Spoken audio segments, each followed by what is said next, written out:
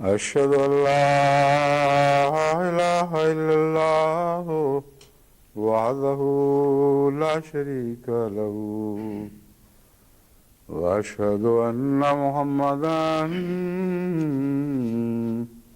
عبده ورسوله أما بعد فأعوذ بالله من الشيطان الرجيم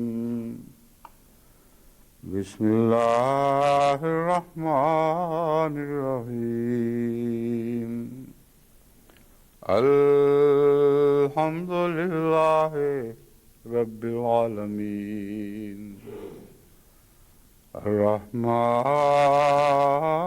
الرحيم مالك يوم الدين إياك نعبد وإياك نستعين اهدنا الصراط المستقيم صراط الذين أنعمت عليهم غير المغضوب عليهم ولا الضالين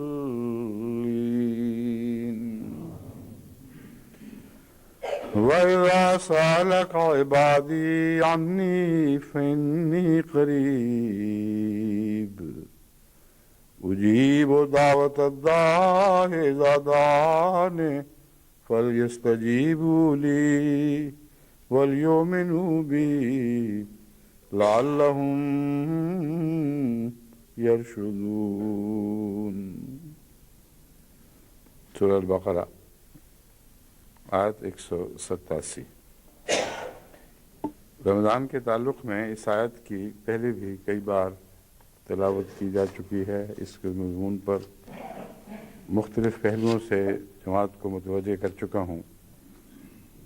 اب جب کہ رمضان تیزی سے آگے بڑھ رہا ہے اور ہم اس کے دوسرے دہاکے یعنی عشرے میں داخل ہو چکے ہیں، تو جب دوسرا عشرہ لگ جاتا ہے تو عموماً تجربہ یہی ہے کہ پھر تیزی سے رمضان آگے بڑھتا ہے، جیسے ایک لٹھو چل گیا ہو، اور 15 دن آئے تو پھر آگے اعتکاف کے دن شروع ہو جائیں گے، اور اعتکاف آیا اور گیا پتہ نہیں چلتا کہ کب آیا اور کب نکل گیا. تو جو دن باقی ہیں اگرچہ بظاہر 12 کے مقابل پہ ابھی 18 دن باقی ہیں، مگر چونکہ دنوں کی رفتار اور راتوں کی رفتار بہت تیز ہو چکی ہے اس لیے اب جو کچھ بھی کرنا ہے ابھی کر لیں. دن تھوڑے رہ گئے ہیں، اور رمضان کے دن تو ویسے ہی اللہ نے فرمایا ہے ایام معدودات، بڑی برکتوں والے ہیں. اس پہلو سے ایام معدودات کا یہ مطلب نہیں ہے کہ مشکل ہے تو تھوڑے دن ہی ہے. اصل معنی اس کا یہ ہے کہ اتنے اچھے دن مگر کتنے تھوڑے ہیں، آئے اور نکل گئے.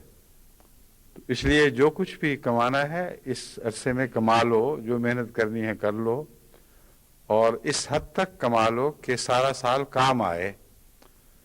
بس اس پہلو سے زیادہ راہ لے کر آگے بڑھو. یہ مضمون ہے جو میں آپ کے اوپر بڑی وضاحت کے ساتھ کھولنا چاہتا ہوں. اور اس تعلق میں اس آیت کی میں نے تلاوت کی ہے وَإِذَا سَأَلَكَ عِبَادِي أَنِّي فَإِنِّي قَرِيبٌ، کہ جب میرے بندے تجھ سے پوچھیں یا تجھ سے سوال کرتے ہیں میرے متعلق، فإنی قریب، میں تو قریب ہی ہوں. اجیب دعوت الداع اذا دعان، میں ہر پکارنے والے کی پکار کا جواب دیتا ہوں جب وہ مجھے پکارتا ہے. فلیستجیبوا لی، وہ بھی تو میری باتیں مانیں، ولیؤمنوا بی، اور مجھ پر ایمان لائیں، لعلہم یرشدون، تاکہ وہ ہدایت پا جائیں. سوال یہ ہے کہ حضرت صلی اللہ علیہ وآلہ وسلم سے سوال کرتے ہیں لوگ، اللہ فرماتا ہے میرے متعلق تجھ سے پوچھتے ہیں. اس حد تک تو بات درست اور سمجھنے والی ہے. جس نے کوئی گھر دیکھا ہو اسی سے اس کا پوچھا جاتا ہے، اسی سے اس کے رستے کی تلاش میں مدد مانگی جاتی ہے. جس نے کوئی گھر دیکھا ہی نہ ہو اس سے تو نہیں پوچھا جاتا. حضرت گوتم بدھا کے متعلق یہ آتا ہے کہ کچھ پنڈت ان کے پاس آئے جو ایک ایسے گاؤں کے رہنے والے تھے جو تمام ہندوستان میں پنڈت پیدا کرنے کے لحاظ سے سب سے چوٹی کا گاؤں تھا، اور انہوں نے حضرت گوتم بدھ سے کچھ سوالات کیے، اور ان کا مقصد یہ تھا کہ حضرت گوتم بدھ کے متعلق، جیسا کہ عام انبیاء کے متعلق یہی طریق ہوتا ہے، یہ مشہور کیا گیا تھا کہ وہ دہریاں ہیں، وہ بے دین ہیں، خداؤں کے خلاف جہاد کر رہے ہیں۔ بس اس خیال سے ان کو دلچسپی پیدا ہوئی اور ان سے انہوں نے سوال کیا، تو بہت ہی پرحکمت جواب دیا۔ انہوں نے کہا تم کس گاؤں سے آئے ہو؟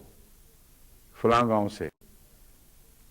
اس لیے اگر کوئی شخص اس گاؤں جانا چاہے تو تم سے راستہ پوچھے گا نا، کسی اور سے تو نہیں پوچھے گا۔ اور جو کسی گاؤں کا رہنے والا نہ ہو، جس نے کبھی دیکھا تک نہ ہو، اس سے کون راستے پوچھا کرتا ہے؟ تو وہ سمجھے بات۔ انہوں نے کہا پھر تم مجھ سے کیا پوچھنے آئے ہو؟ مراد یہ تھی کہ خدا کی باتیں مجھ سے پوچھتے ہو جس پر الزام یہ ہے کہ وہ خدا کا قائل ہی نہیں ہے۔ مگر پھر کہا کہ تم لوگوں کو تو اپنے گاؤں کا بھی نہیں پتا، تمہارے پنڈتوں کو بھی اس کا راستہ نہیں آتا۔ میں اس ملک کا رہنے والا ہوں جو خدا کا ملک ہے، میں اس ملک کا باشندہ ہوں جو بقا کا ملک ہے، میں وہاں کی بھی خبر جانتا ہوں اور یہاں کی بھی جانتا ہوں، اس لیے جو پوچھنا ہے مجھ سے پوچھو۔ یہ بہت ہی پیارا گہرا کلام ہے جو قطعی طور پر ثابت کرتا ہے کہ حضرت بدھ علیہ السلام خدا کے ایک پیارے پاکیزہ نبی اور خدا کی ہستی کے گہرے قائل، بلکہ اس کے عرفان کے دعوے دار تھے۔ تو اس لیے جو جس ملک کا ہو، جس جگہ کا باشندہ، جس ذات کے ساتھ جس کا گہرا تعلق ہو، اس کے متعلق اسی سے پوچھا جائے گا۔ یہ پہلو تو ہرگز تعجب انگیز نہیں۔ وَإِذَا سَأَلَكَ عِبَادِي عَنِّي فَإِنِّي قَرِيبٌ، اے محمد صلی اللہ علیہ وآلہ وسلم، جب یہ بندے میرے بندے تجھ سے پوچھتے ہیں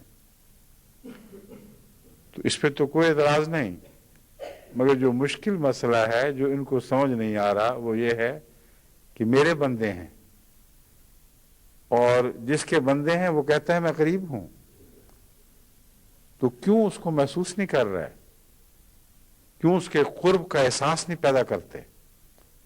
راستہ پوچھتے پھرتے ہیں وہ تو ٹھیک ہے، پوچھتے بھی اس سے ہیں جو درست ہے، اسی سے راستہ پوچھنا چاہیے تھا، مگر وہ وجود جو ہر وقت ساتھ رہتا ہو اس کے متعلق پوچھنے کی ضرورت کیوں پیش آئی؟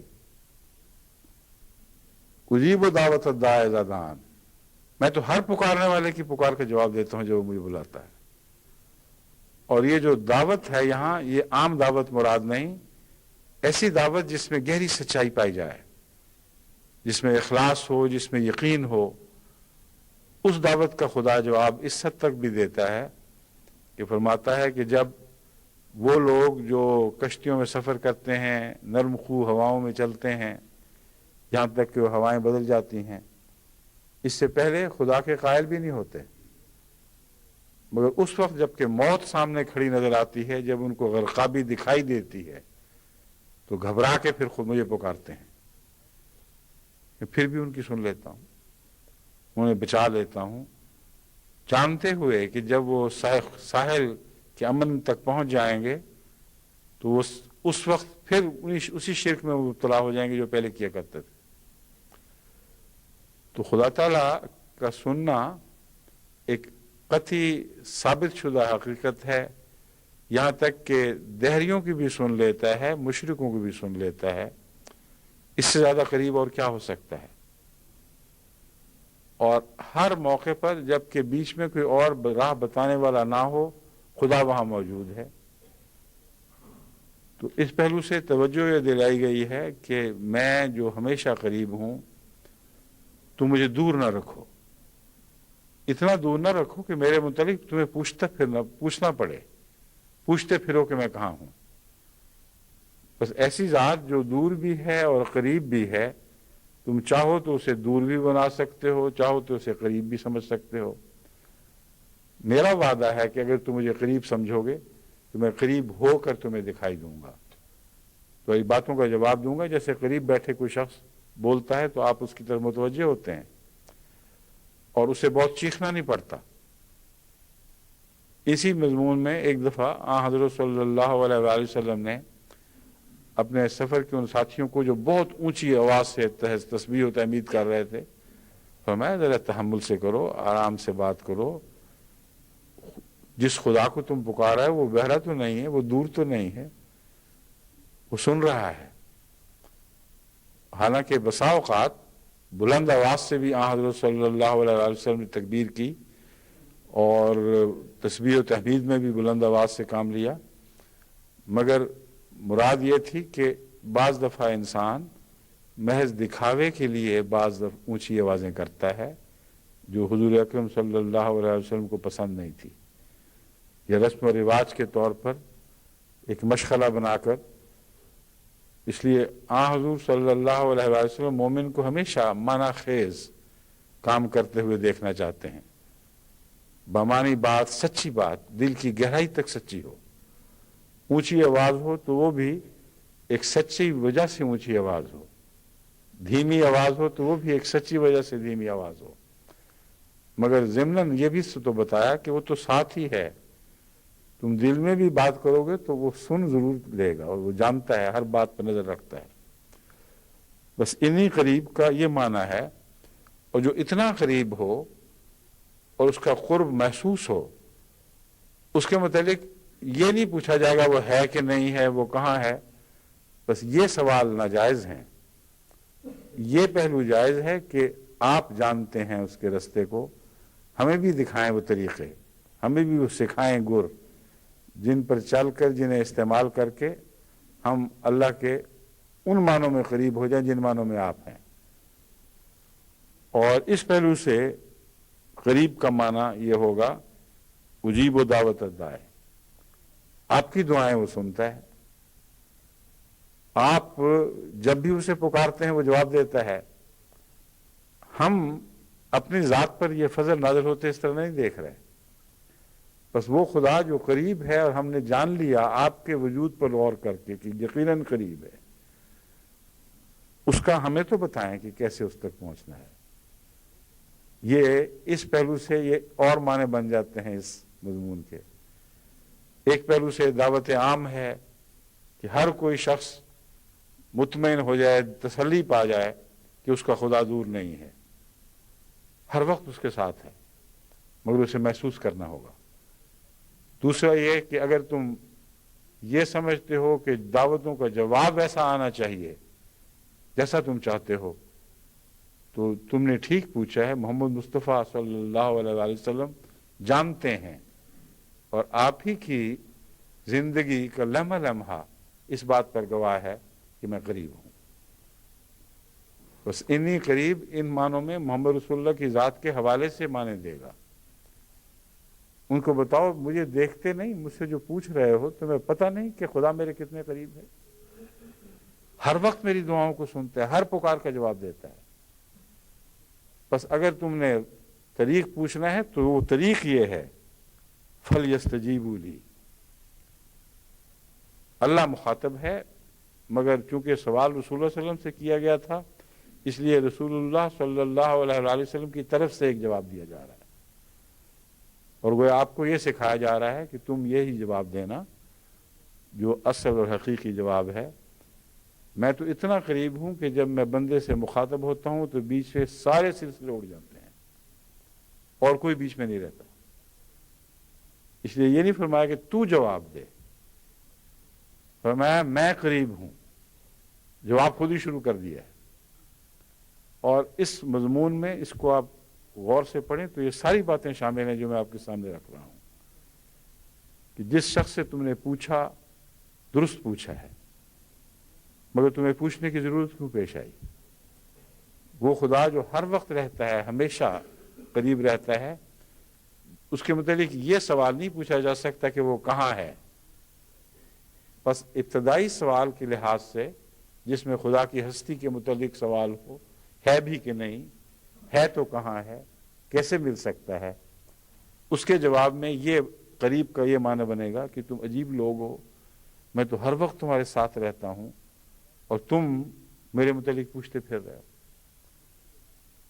مگر جس سے پوچھا ہے وہ گواہ ہے اس بات کا کہ نہیں قریب، اور اس کی گواہی اس طرح ثابت ہوتی ہے کہ اجیب و دعوت الداعی اذا دعان، یہاں ان معنوں میں دعوت الداعی اذا دعان میں الداعی سے مراد حضرت صلی اللہ علیہ وآلہ وسلم بن جاتے ہیں۔ سب سے بڑا، سب سے خلوص کے ساتھ اور پیار کے ساتھ، کامل وفاداری کے ساتھ اور کامل سچائی کے ساتھ خدا کو بلانے والا الداعی حضرت محمد رسول اللہ صلی اللہ علیہ وآلہ وسلم تھے۔ اور اس لحاظ سے معنی بالکل ٹھیک بیٹھتے ہیں۔ اجیب و دعوت الداعی اذا دعان، جس کے پاس تم آئے تھے اس کو دیکھو قربت کے معنی کیا ہیں۔ وہ جب مجھے بلاتا ہے میں اس کو جواب دیتا ہوں۔ فَلْيَسْتَجِيبُوا لِي، اب دیکھیں وہ ضمیر سب کی طرف پھیر دیا، انسانوں کی طرف۔ ایک دعوت والے کا ذکر فرما کر فَلْيَسْتَجِيبُوا لِي، بس اے میرے متلاشیو تم بھی تو میرا جواب دو۔ محمد رسول اللہ مجھے اس لیے پیارے ہیں کہ میری ہر بات کا جواب ہاں لبیک کہتے ہوئے دیتے ہیں۔ ایک بھی میری منشا نہیں ہے جسے انہوں نے پورا نہ کیا ہو۔ ان کا تو کامل وجود میری رضا کا مظہر بن چکا ہے، سر سے پاؤں تک میری رضا پر ان کی نظر ہے۔ قل ان صلاتی و نسکی و محیای و مماتی للہ رب العالمین، اے محمد تو اعلان کر دے کہ تو میرے کتنے قریب ہے، بتا دے۔ یعنی بندے کا بھی تو قریب ہونا ضروری ہے۔ وہ قرب یہ ہے ان صلاتی و نسکی و محیای و مماتی، میری تو نمازیں، میری عبادت، میری قربانیاں، میرا تو مرنا جینا کلیتاً خدا کا ہو چکا ہے۔ بس فَلْيَسْتَجِيبُوا لِي کا یہ معنی ہے، اس طرح وہ میری باتوں کا جواب دیں جس طرح محمد رسول اللہ صلی اللہ علیہ وآلہ وسلم میری باتوں کا جواب دیتے ہیں، اور انہی سے تم پوچھ رہے ہو، انہی کا حوالہ ہے کہ ان سے سیکھو۔ اگر ایسا کرو گے تو تم وَلْيُؤْمِنُوا بِي دوسری شرط یہ لگائی ہے، یہ ایمان ہے۔ ایمان محض فرضی ایمان کوئی حقیقت نہیں رکھتا، پس وہ مجھ پر حقیقی معنوں میں ایمان لائیں۔ اب اس مضمون کا یستجیبو کے ساتھ بہت ہی گہرا تعلق ہے۔ حضرت مسیح موعود علیہ السلام نے بارہا اس پر روشنی ڈالی ہے اور بڑی اہمیت دی ہے اس بات کو کہ تم اپنے ایمان کو پرکھتے رہا کرو۔ اگر ایمان ہو تو استجابت یعنی خدا کی باتوں کے جواب میں لبیک کہنا ایک طبعی نتیجہ ہے۔ اس کے لیے کسی منطق کی ضرورت نہیں، زور لگانے کی ضرورت نہیں، وہ از خود قاعدے کی طرح خود بخود ایک نتیجہ پیدا کرے گا، اور وہ ہے خدا تعالیٰ کی کامل فرما برداری۔ حضرت مسیح موعود علیہ السلام نے فرمایا تم تو جانوروں پر بھی زیادہ ایمان لاتے ہو جتنا خدا پر لاتے ہو اس کے مقابل پر۔ فرمایا دیکھو سانپ کا بل ہو اور اس میں سانپ تمہارے سامنے داخل ہوا ہو، کبھی جرت ہوگی کہ اس میں انگلیاں ڈالو؟ یا زہر کے متعلق معلوم ہے کہ یہ زہر ہے اور زہر قاتل ہے، اور اٹھو اور جس طرح میٹھے کی مٹھی بھر کے بعض دفعہ منہ میں ڈال لیتے ہو، اس کو پکڑو مٹھی بھرو اور منہ میں ڈال لو؟ کیا یہ ممکن ہے؟ ہرگز نہیں، کیونکہ تمہارا ایمان سچا ہے۔ اور جب ایمان سچا ہو تو جس ذات پر ایمان ہے اس کو اس کے تقاضے کوشش سے نہیں بلکہ بے اختیاری سے پورے ہوتے ہیں۔ انسان چاہے بھی تو سانپ کے سوراخ میں انگلی نہیں ڈال سکتا۔ اگر زبردستی پکڑ کے ڈالنے کی کوشش کی جائے گی اس کی انگلی تو بہت زور لگائے گا، بہت جھگڑا کرے گا۔ ناممکن ہے کہ جب تک اس کے اندر طاقت ہے وہ آخری وقت تک اس سے بچنے کی کوشش نہ کرے۔ یہاں تک کہ بے اختیار ہو کر نڈھال ہو کر جا پڑے۔ یہ مضمون ہے جس کو حضرت مسیح موعود علیہ السلام نے کھولا ہے بڑی وضاحت کے ساتھ۔ تو استجابت اور ایمان کا یہ تعلق ہے جو اس آیت میں بیان ہو رہا ہے۔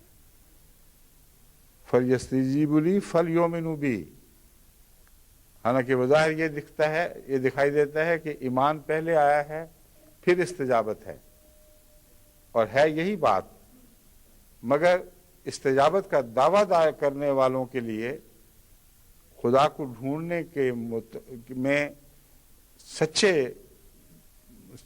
سچے لوگوں کی علامت کے طور پر یہ بتایا ہے کہ وہ لوگ جو واقعتاً خدا کی طلب میں سچے ہوتے ہیں، وہ اپنے اعمال سے پہچانے جاتے ہیں، اور وہ اعمال گواہی دیتے ہیں کہ وہ ایمان لا رہے ہیں، ورنہ محض ایمان گواہی نہیں دیا کرتا کہ کسی کے اعمال سچے ہیں۔ ایمان سچا ہو تو وہ تو اندر کی بات ہے، کیا پتہ کیسا ہے، لیکن جو اعمال اس ایمان کے نتیجے میں ظہور میں آتے ہیں وہ تو سب دنیا کو دکھائی دیتے ہیں۔ تو لاکھ انسان دعوے کرے کہ میں خدا کی تلاش میں سچا ہوں، لاکھ یہ کہے کہ میں مومن ہوں، ایماندار ہوں، جب تک اعمال کی گواہی ساتھ نہ ہو اس وقت تک اس کے ایمان کی سچائی کے اوپر کوئی دلیل نہیں ہے۔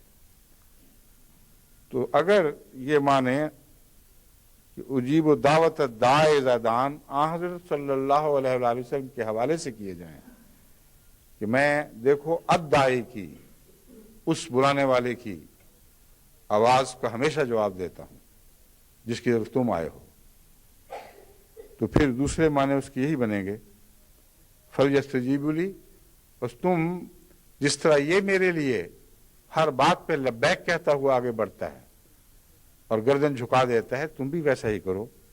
وَلْيُؤْمِنُوا بِي، تب تم حقیقت میں ایمان والے کہلا سکتے ہو، پھر تم جو ایمان لاؤ گے وہ مقبول ایمان ہوگا۔ یہ باتیں ان کو سمجھا دے لعلہم یرشدون، تاکہ وہ عقل کریں، کچھ سمجھیں یہ سچائی کی حقیقت کیا ہے۔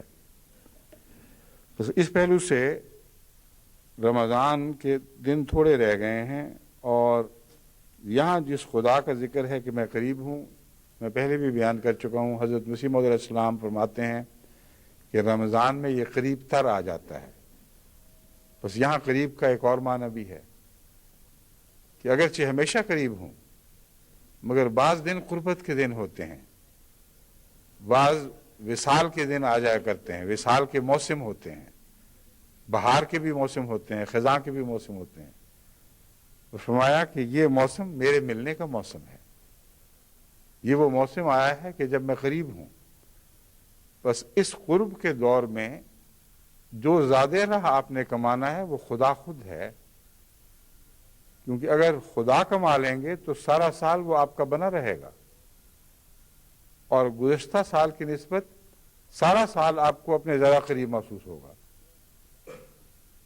اور یہ قربت جو ہے یہ کسی ایک مقام کا نام نہیں، بلکہ ہمیشہ ایک بڑھتے رہنے والے متحرک مقام کا نام ہے، جسے ایک جگہ قرار نہیں ہے، وہ آگے بڑھ رہا ہے۔ بس قربت کا مضمون لامتناہی ہے۔ انی قریب سے مراد یہ ہے کہ میں ہمیشہ قریب رہوں گا، لیکن جب تم استجابت کرو گے، میری باتوں کا جواب دو گے، تو ایک اور ایمان تمہارے اندر پیدا ہوگا۔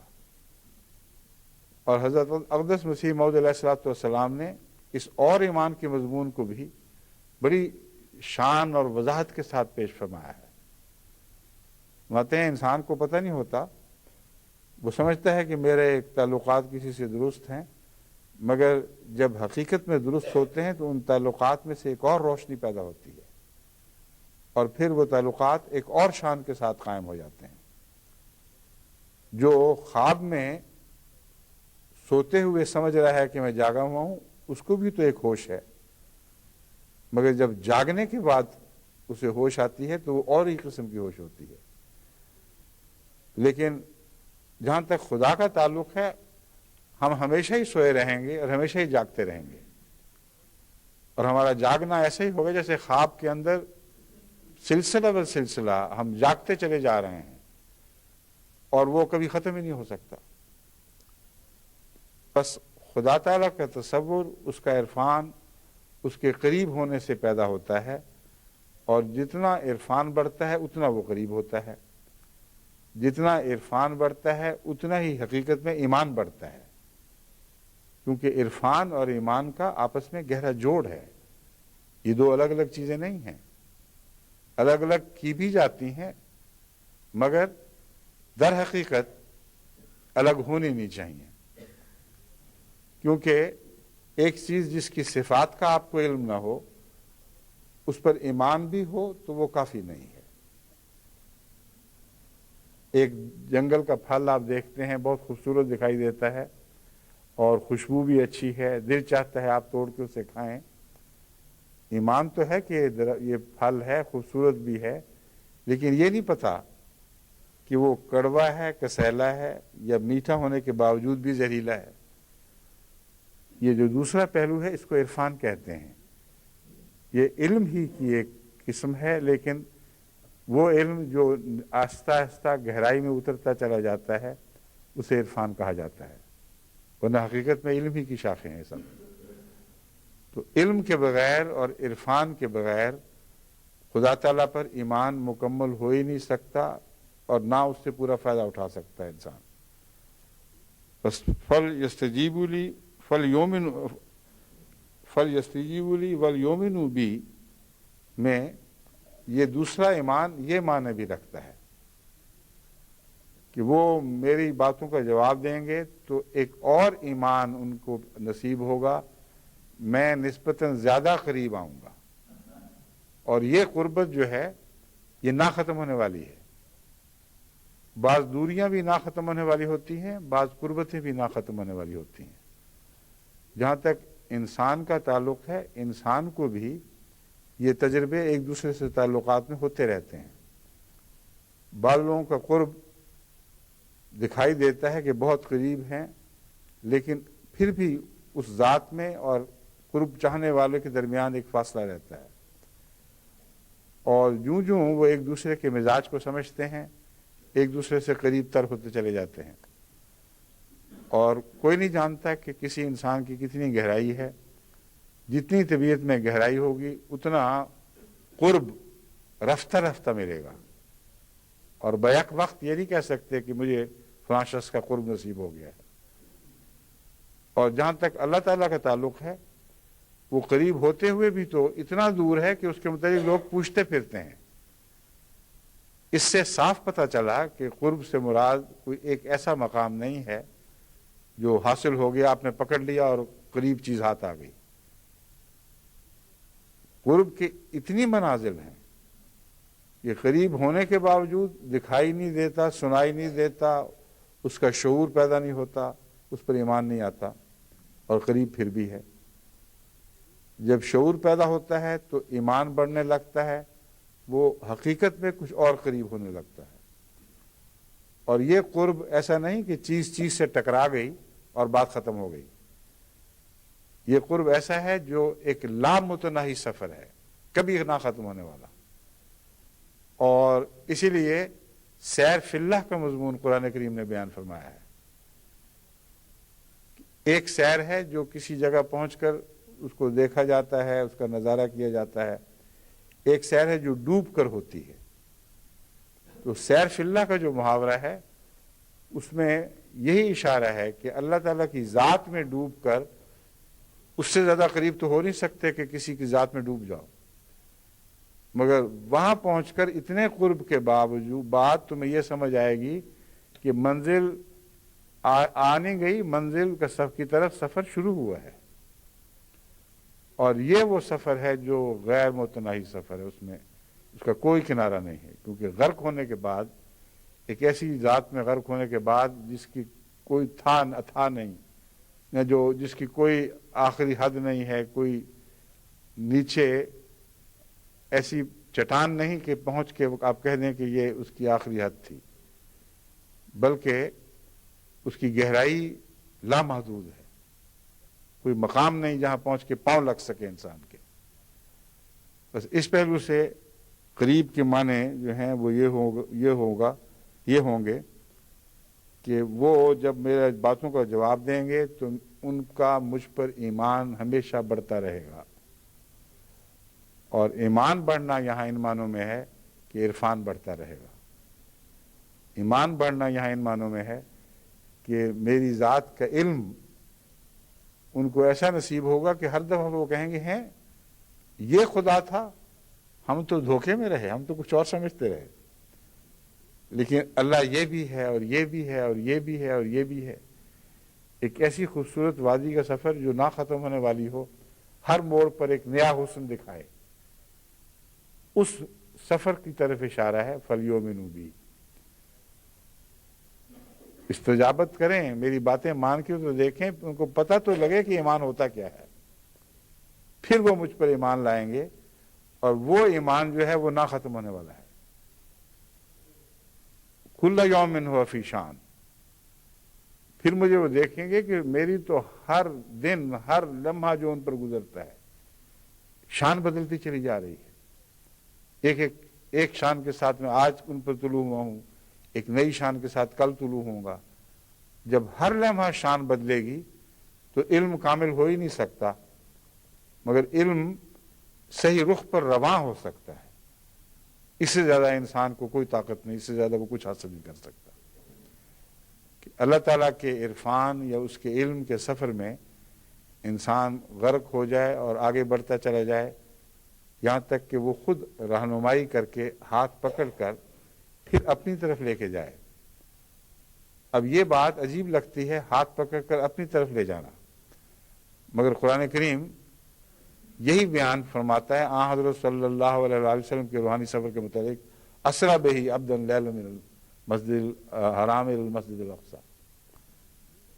اللہ نے محمد رسول اللہ کا وہ ہاتھ پکڑا، ہاتھ پکڑ کر وہ ایک سفر پر ساتھ روانہ ہوا جو خدا کی طرف کا سفر تھا.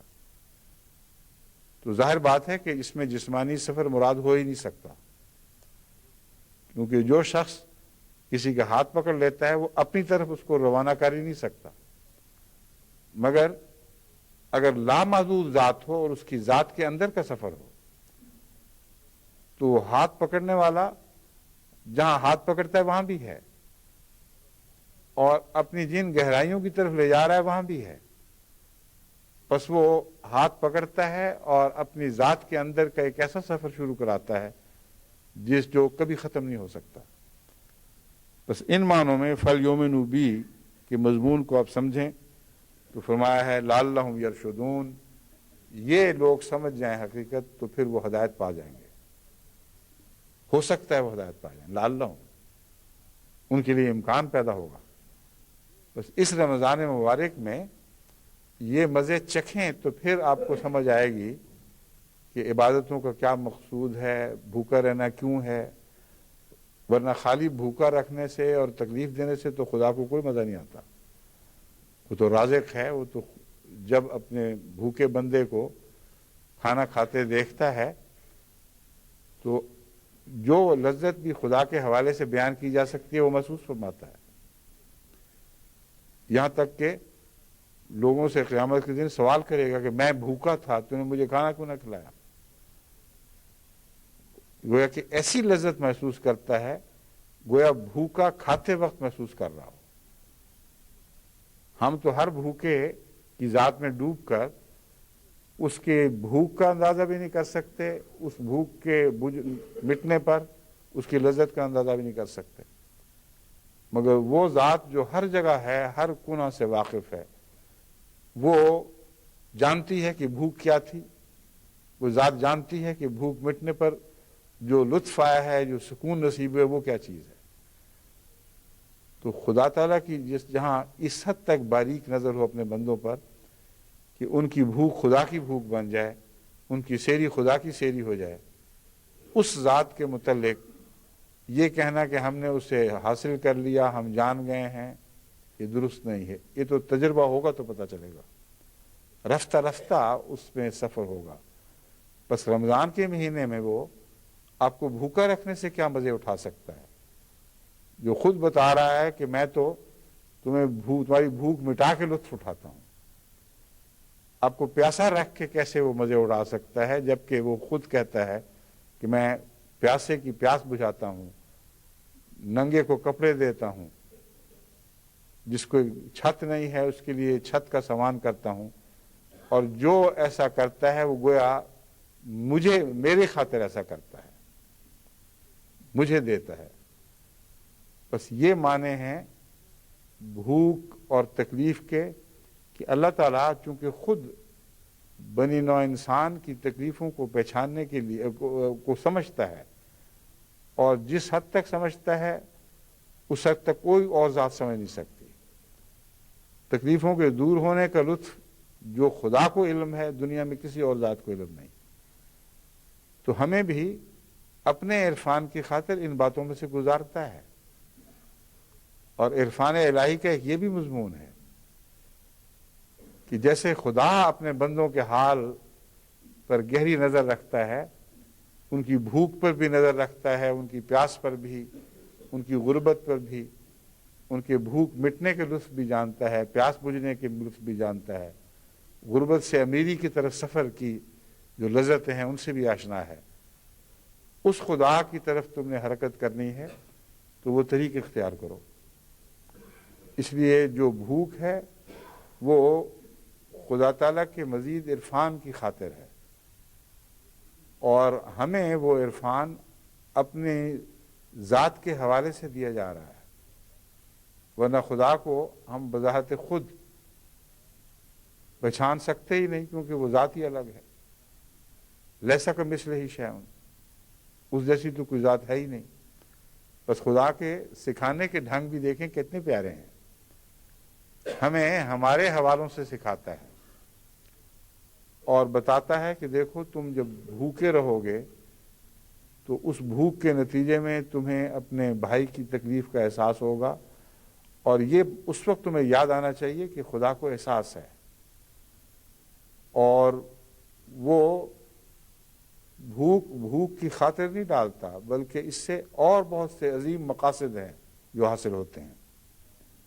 اور بھوک اور تکلیف کے نتیجے میں اگر وہ خدا کی خاطر برداشت کی جائیں تو اللہ کی طرف سفر شروع ہو جاتا ہے، اور انسان ان ذرائع سے اپنے آپ کو مزید چمکاتا ہے، اس اہل بنا دیتا ہے کہ وہ خدا کا قرب حاصل کر سکے۔ بس جب رمضان شریف میں ایک انسان کسی غریب بھوکے کو کھانا کھلاتا ہے اور اس کی لذت محسوس کرتا ہے، کیونکہ وہ جانتا ہے کہ بھوک کیا ہے، پہلے بھی جانتا تھا مگر پہلے علم اور تھا، اب ایک لمبا روزہ رکھا ہے اس نے، اب جو وہ بھوک کو پہچاننے لگا ویسا پہلے نہیں پہچانتا تھا، پھر وہ کسی کو کھلاتا ہے اور خدا کی خاطر کھلاتا ہے۔ تو خدا نے جو بھوک کی تکلیف کا ذکر فرمایا کہ میں محسوس کر رہا تھا، اور بھوک مٹنے کی خوشی کا اظہار فرمایا، بعض لوگوں سے کہے گا تو نے مجھے کھانا کھلایا تھا جب میں بھوکا تھا، تو یہ مراد ہے۔ یہ دونوں تجربے آپ کو رمضان میں دیکھیں کس شان اور صفائی کے ساتھ اور کس گہرائی کے ساتھ حاصل ہو سکتے ہیں۔ لیکن اگر یہ نہ ہو بلکہ افطاریاں کرانا ایک رسم بن جائے اور نام و نمود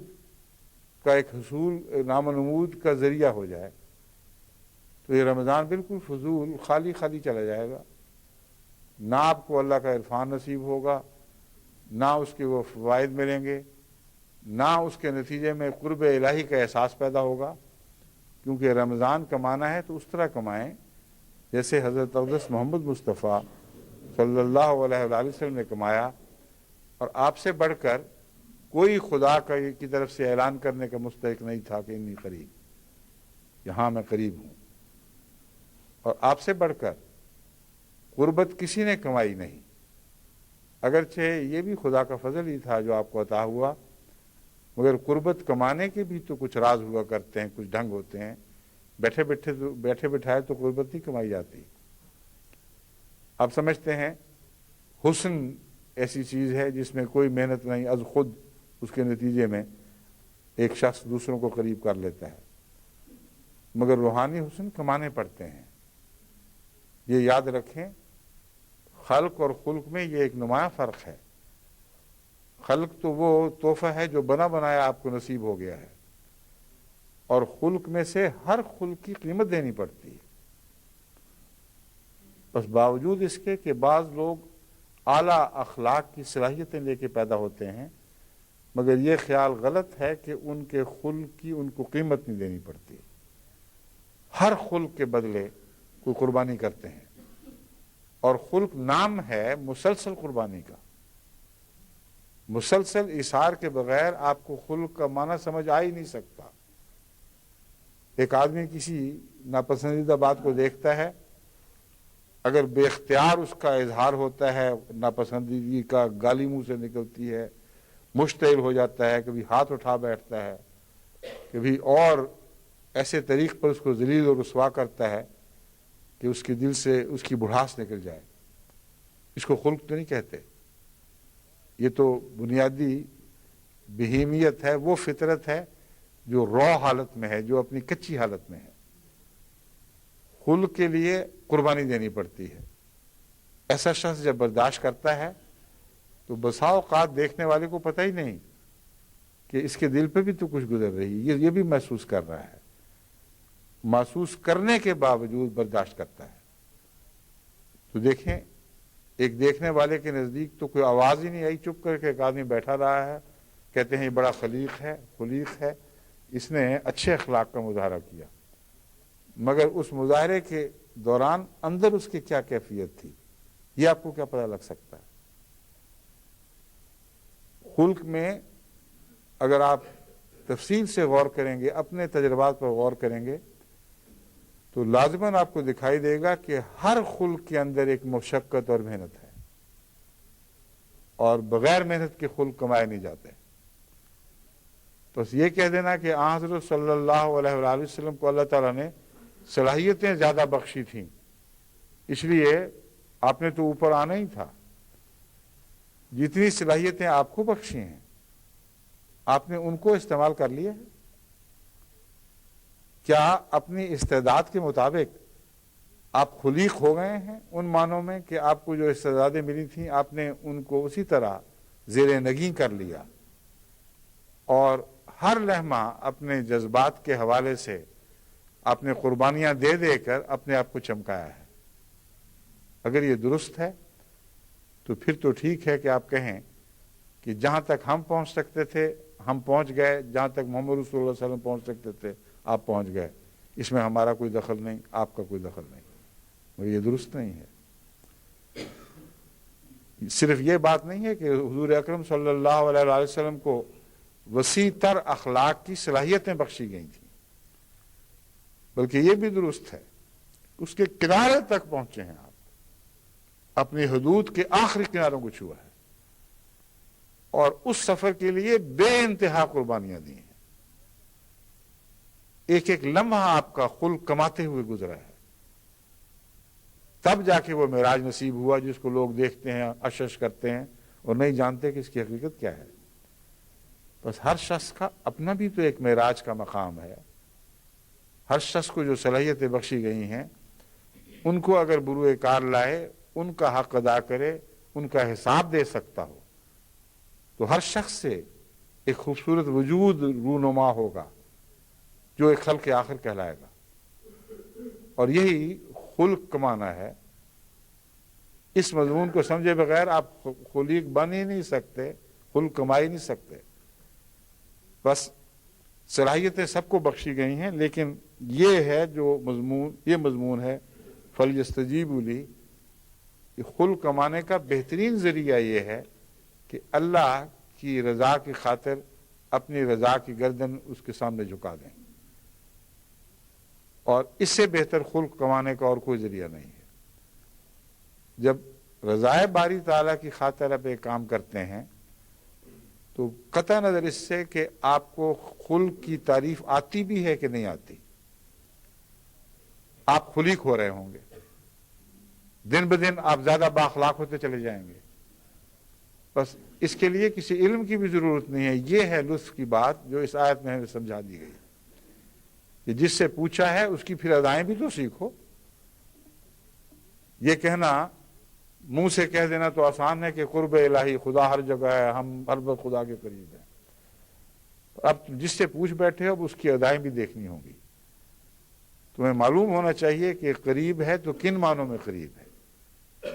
ان معنوں میں قریب ہے کہ ہمہ وقت ہر لمحہ وہ محمد رسول اللہ کے ساتھ رہا ہے، ایک لمحہ کی بھی جدائی کا نصیب نہیں ہوا، اور اس لیے ہوا ہے کہ ہر لمحہ حضرت محمد مصطفیٰ صلی اللہ علیہ وآلہ وسلم نے استجابت سے کام لیا ہے، یعنی خدا کی باتوں پر لبیک لبیک اللہم لبیک کہا ہے۔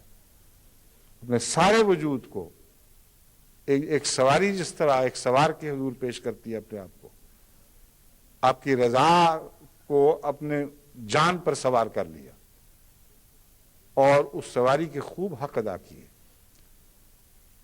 یہ کرو گے تو پھر فَلْيُؤْمِنُوا بِي، پھر تمہیں ایک عجیب ایمان نصیب ہوگا، ایک ایسا عرفان نصیب ہوگا کہ اس وقت تم کہو گے ہم تو یوں ہی سوئے ہوئے تھے، جاگے تھے تو خواب ہی میں جاگے تھے، اب پتہ چلا ہے کہ خدا ہے کیا، اب سمجھے ہیں کہ قرب کس کو کہتے ہیں۔ بس قرب کی خاطر اس مہینے میں جب خدا قریب تر آیا ہوا ہے، یعنی ہماری پہنچ کے نزدیک ہے، اب اسے ایسا پکڑ لیں کہ پھر وہ سارا سال اس سے پیچھے نہ ہٹ سکے۔ یہ وہ بات ہے جس کی طرف میں آپ کو متوجہ کرنا چاہتا ہوں خصوصیت سے، کیونکہ اگلا جو ہفتہ آئے گا، اگلا جمعہ جو آئے گا، اس وقت تک رمضان اپنے نصف سے پلٹ کر دوسرے نصف کی طرف ڈھل چکا ہوگا، اور اس سے اگلا جو جمعہ آئے گا وہ تو بالکل عین ان راتوں میں آئے گا جب کہ سب کو لیلۃ القدر کی تلاش ہوتی ہے، گہما گہمی ہوتی ہے، مسجدیں بھر جاتی ہیں، وہ نمازی جو کبھی ویسے توفیق نہیں پاتے، گھر میں بھی نماز پڑھنے کی توفیق نہیں پاتے، وہ بھی مسجدوں کی طرف دوڑتے ہیں۔ تو اس سے پہلے باتوں کو سمجھ لیں، ورنہ افراتفری میں کچھ بھی کمائی نہیں ہونی۔ آپ سمجھ رہے ہوں گے کہ بڑا مزہ آیا، بڑا جوش و خروش ہے، لیکن بعد میں جب حساب کریں گے تو ہاتھ پلے کچھ بھی نہیں ہوگا۔ اس لیے ہاتھ پلے اگر کچھ رکھنا ہے تو خدا کو کمائیں، اس طرح کمائیں کہ وہ قریب دکھائی دینے لگے، اور ایسا قریب ہو کہ اس کی قربت کے اثرات آپ کی ذات میں ظاہر ہوں۔ اگر وہ اثرات ظاہر نہیں ہوں گے تو وہ قریب نہیں ہے، اگر وہ اثرات ظاہر نہیں ہوں گے تو آپ کا ایمان اسی طرح خالی ہے جیسے پہلے تھا۔ بس یہ تو اتنا واضح کھلا مضمون ہے کہ جیسے ایک دکاندار سارے دن کی محنت کے بعد رات کو بہی کھاتے لے کر بیٹھ جاتا ہے اور جمع تفریق کرتا ہے اور جانتا ہے کہ مجھے یہ فائدہ ہوا اور یہ نقصان ہوا۔ بس رمضان کے دوران ہر رات اپنا ایک بہی کھاتا کھول لیا کریں اور غور کیا کریں کہ خدا کو آپ نے پایا بھی ہے کہ نہیں۔ اس طرح کا پانا ایک فرضی بات ہے کہ آپ میرا خدا ہو گئے، بس چھٹی ہو گئی۔ یہ پانا جو ہے انچ انچ، لمحہ بلمحہ اس کی طرف بڑھنا، اسے اپنانا ہوگا۔ اور یہ اگر آپ سفر سیکھ لیں، قرب کے یہ معنی سمجھ جائیں، ان معنوں کے مطابق اللہ کے قریب ہونا شروع ہوں، تو اس رمضان کے آخر تک ہم یقین سے کہہ سکیں گے کہ اب خدا ہمارے اس سے زیادہ قریب ہے جتنا پچھلے سال رمضان کے آخر پہ تھا، اور یہ جو قرب ہے یہ پھر واپس نہیں ہوا کرتا۔ نیکیاں اور نیکیوں کے جذبے بڑھتے بھی ہیں، کم بھی ہو جاتے ہیں، مگر قرب جس کی بات میں کہہ رہا ہوں اس میں کبھی کوئی کمی نہیں آتی، وہ ایک دائمی حقیقت ہے، اور اسی کا دوسرا نام روح القدس ہے۔ روح القدس ایک زندہ حقیقت بھی ہے، لیکن ہر انسان کو جو روح القدس نصیب ہوتی ہے وہ اس طریق پر نصیب ہوتی ہے کہ اس کا ساتھ دائمی ہوا کرتا ہے۔ حضرت صلی اللہ علیہ وآلہ وسلم نے بھی روح القدس کو اسی معنی میں سمجھا، اسی معنی میں بیان فرمایا، اور قرآن کریم نے اس مضمون کو خوب کھول دیا ہے کہ روح القدس ایک ایسی برکت ہے کہ جو آ کر پھر جایا نہیں کرتی۔ کہیں قرآن کریم میں اشارتاً بھی یہ نہیں بیان فرمایا کہ روح القدس آ کر چھوڑ کر چلی جاتی ہے، وہ ساتھ رہنے والی حقیقت ہے۔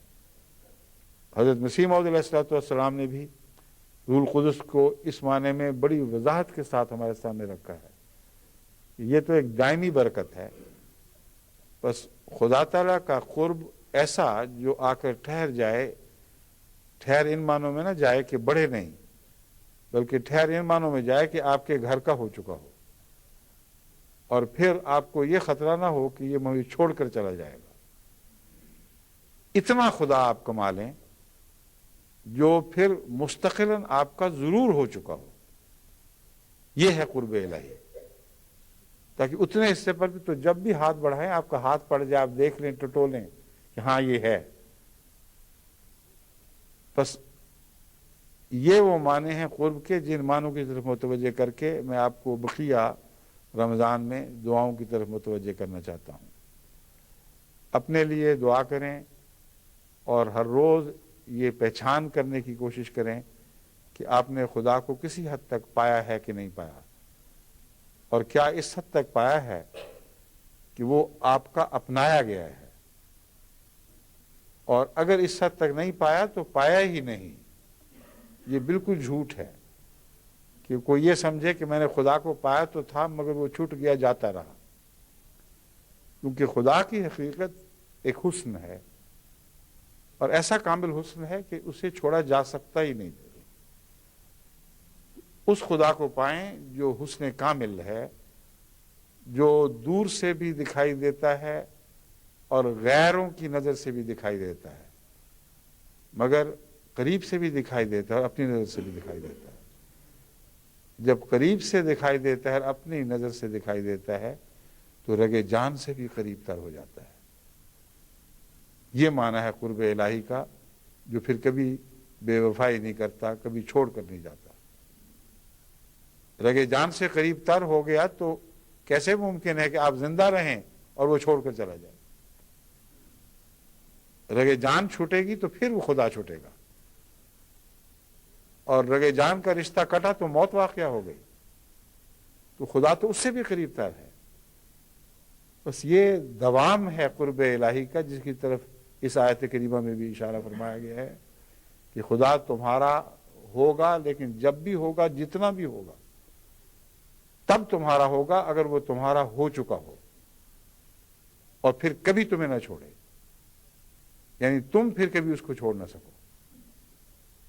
چھوڑو تو تمہاری جان اس چھوڑنے میں جائے۔ یہ وہ مضمون ہے جس کو آپ سمجھ کر رمضان میں اپنی نگرانی کریں اور اپنی دعاؤں میں یہی باتیں مانگیں۔ ظفر نے کہا ہے، میں نے چاہا تھا اس کو کہ روک رکھوں، میری جان بھی جائے تو جانے نہ دوں۔ کہ یہ لاکھ جو بھی کہ لاکھ جتن کروڑ فسوں، یہ مصرع پہلا ذرا سا بھول گیا ہے، کہ یہ لاکھ فریب کروڑ فسوں، نہ رہا نہ رہا نہ رہا نہ رہا۔ تو دنیا کے محبوب تو ایسے بھی ہوتے ہیں، انسان چاہے بھی پیار ہو جائے، عشق ہو جائے، اب واقعتاً یہ چاہتے ہیں کہ میری جان بھی جائے تو جانے نہ دو، مگر جب وہ جاتے ہیں تو لاکھ فریب کریں، کروڑ فسوں کریں، نہ رہا نہ رہا نہ رہا نہ رہا۔ مگر خدا تو ایسا محبوب نہیں ہے، وہ تو جب آپ کا بنتا ہے، جتنا بن جاتا ہے، پھر ممکن ہی نہیں کہ وہ آپ کو چھوڑ کر چلا جائے۔ آپ کے لیے بھی ممکن نہیں رہتا کہ اسے چھوڑ دیں۔ اور یہ مضمون جو ہے یہ رفتہ رفتہ خدا کو پانے کے ساتھ بھی تعلق رکھتا ہے۔ یہ مراد نہیں ہے کہ سارا خدا مل جائے، سارا خدا تو فانی بندے کو مل سکتا ہی نہیں۔ سارے خدا کی طرف دائمی حرکت ہو سکتی ہے، اور سارے خدا کی طرف دائمی حرکت کے لیے یہ شرط ہے کہ کچھ تو ملے، کچھ تو ہاتھ میں ہو کہ جس کو آپ سمجھیں کہ ہاں یہ خدا تھا، خدا ہے، یہ میرا ہو چکا ہے۔ یہ تعلق قائم ہوگا تو سفر شروع ہوگا، اگر قائم نہیں ہوگا تو لاکھ رمضان آئیں اور گزر جائیں، آپ کو ہر رمضان کے بعد یہی واویلا کرنا ہوگا کہ نہ رہا نہ رہا نہ رہا نہ رہا۔ لگتا تھا کہ آیا ہے، لگتا تھا کہ ہمارے دل پہ بھی رونق کی ہوائیں چلی ہیں، مگر وہ آئیں اور گزر گئیں اور دل کی ویرانی نہ گئی، خزاں خزاں ہی رہی اور بہار کے موسم میں تبدیل نہ ہوئی، کیونکہ بہار کی علامتیں باقی دکھائی نہیں دے رہی۔ بس خواہ تھوڑا کمائیں، اتنا کمائیں جو واقعتاً خدا کا کمانا ہو، اور جب خدا کمایا جائے گا تو فلیستجیبوا کی علامتیں آپ کی ذات میں بولنے لگیں گی۔ پھر آپ کا دعویٰ ایمان کا نہیں ہوگا، دنیا دیکھے گی کہ ہاں ان کی ذات میں ہمیں خدا کی اس طرف استجابت کے نظارے دکھائی دے رہے ہیں، اس کی علامتیں ظاہر ہو گئی ہیں۔ اس طرح اگر آپ کرتے ہیں تو پھر اللہ تعالیٰ کے فضل کے ساتھ یہ رمضان ہمارا بہت ہی بابرکت رمضان گزرے گا۔ اس ضمن میں میں نے ایک مختصر سی بات کہی تھی، اسی کو پھر یاد کرا کے آپ کو اس خطبے کو ختم کروں گا کہ افطاری کروانا اچھی بات ہے، مگر افطاریوں میں جان و دل ڈال دینا ان معنوں میں کہ خوراک کی باتیں ہو رہی ہیں، کس نے زیادہ اچھا کھلایا، کس نے زیادہ اچھا پکایا، یہ تو رمضان کے مضمون کے ہی منافی ہے۔ سوشل فنکشن بنا لینا اس حد تک کہ بعض جگہ اطلاعیں ملی ہیں کہ چندے اکٹھے ہو رہے ہیں کہ افطاریاں کروائیں۔ میں نے اسی وقت، کل کی بات ہے، میں نے فیکس پہ کہا، ان کو سوال ہی نہیں پیدا ہوتا، ہرگز اجازت نہ دیں کہ کیا جماعت کی طرف سے کر لیں۔ میں نے کہا جماعت کی طرف سے یہ بھی رمضان کا ایک حصہ ہے، کبھی اکٹھا بیٹھنے سے ایک محبت بڑھتی ہے، اگر جماعت اپنی طرف سے کرتی ہے تو کرے بے شک، لیکن افطاریاں کروانے کو رسم بنا لینا، اس کے لیے چندے اکٹھے کرنا اور جو پیسے دے سکتا ہے وہ آئے، یہ تو بالکل ظلم ہے، رمضان کی روح کے بالکل منافی روح سے متصادم ہے۔ رمضان کی روح تو یہ ہے کہ آپ بھوکے رہتے ہیں بھوکوں کی خاطر، ان بھوکوں کی خاطر جن میں خدا آپ کا انتظار کر رہا ہے، جن کی تکلیف میں خدا موجود ہے۔ آپ وہاں پہنچیں گے تو خدا کو پہچانیں گے، ان کی خدمت کریں۔ اصل افطاری وہ ہے کہ جہاں آپ کو بھوکوں کی تلاش ہو، جہاں غریبوں کی جستجو ہو، دیکھیں کہ کون کون ہیں جو دکھوں میں مبتلا ہیں، ان تک پہنچیں، ان کے دکھ دور کریں۔ وہ لذت جو آپ محسوس کریں گے، وہ لذت خدا محسوس کر رہا ہوگا۔ یہ ہیں وصل کے ذریعے۔ اس بھوک میں بھی آپ کو وصل نصیب ہوگا جو غیر کی خدا کے بندے کی بھوک آپ کے دل میں مچل رہی ہوتی ہے۔ اس سیری میں بھی آپ کو خدا محسوس ہوگا، جو سیری ایک خدا کے غریب بندے کی کروا کر آپ ایک لذت محسوس کرتے ہیں۔ تو قرب کے ذریعے ایسے بھی نہیں ہیں جو فرضی ہیں، وہ دکھائی دیتے ہیں، اور ان غریبوں میں خدا کا قرب بھی تلاش کریں، ان کے حقوق ادا کریں، ان کے لیے زیادہ سے زیادہ اپنے سینے کھولیں، تو ان سینوں میں خدا ضرور بس جائے گا اور پھر ہمیشہ بس جائے گا۔ اور یہ بھی ایک تجربہ ہے، جس کو غریب کی خدمت کی لذت آ جائے، ناممکن ہے کہ زندگی بھر پھر وہ لذت اس کا ساتھ چھوڑ دے۔ یہ تو ایسا چسکا ہے جو جان کا حصہ بن جاتا ہے، کسی کا دکھ دور کرنا ایک ایسی لذت ہے جو کسی اور جزا کو چاہتی ہی نہیں ہے۔ دکھ دور کرنا خود ایک لذت ہے۔ تو انہی قریب کا یہ معنی ہے، اس کو سمجھیں اور دعا کریں کہ اللہ تعالی ہم سب کو اپنا وہ قرب عطا فرمائے جو دوام رکھتا ہے، جسے روح القدس کی برکت بھی کہا جاتا ہے۔